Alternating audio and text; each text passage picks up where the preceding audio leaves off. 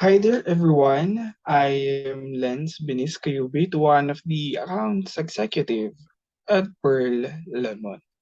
So for today's video, we are going to discuss the last part of the valuation process, and we are going to tackle the three remaining items, which are selecting the right valuation, preparing valuation model based on forecast, and applying valuation conclusions and providing recommendations. Let's start.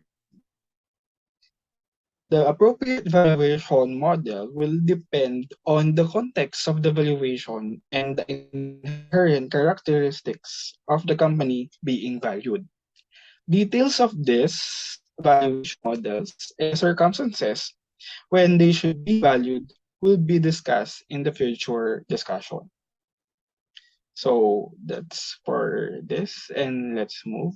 Next is preparing valuation models based on forecast. So once the valuation model is decided, the forecast should now be inputted and converted to the chosen valuation model. This step is not only about manual encoding the forecast to the model to estimate the value. More so, analysts should consider whether the resulting value from this process makes sense based on their knowledge about the business. To do this, we have two aspects should be considered. The first one is sensitivity analysis. So what is it? What it is? So it is a common methodology in valuation exercises wherein multiple analyses are done to understand how changes in an input or variable will affect the outcome. Assumptions that are commonly used as an input for sensitivity analysis exercises are sales growth, gross margin rates, and discount rates.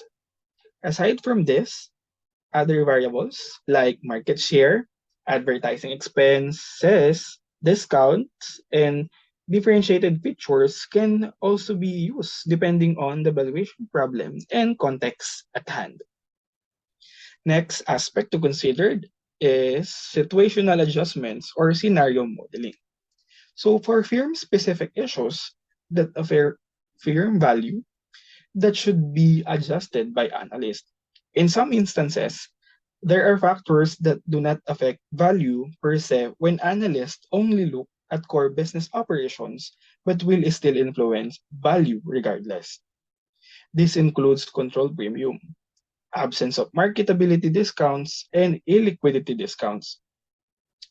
Control premium refers to additional value considered in a stock market investment. If acquiring, it will give controlling power to the investor. Lack of marketability discount means that the stock cannot be easily sold as there is no ready market for it. Illiquidity discounts should be considered when the price of particular shares has less depth or generally considered less liquid compared to other active publicly traded shares. Illiquidity discount can be considered if an investor will sell large portion of stock that is significant compared to the trading volume of the stock. Both lack of marketability discounts and liquidity discounts drive down the share value. And last is applying valuation conclusions and providing recommendations. So once the value is calculated based on assumptions considered, the analysts and the investors use the results to provide recommendations or make decisions that suits their investment objective. Thank you for listening. This is the end of discussing valuation process. See you on the next video.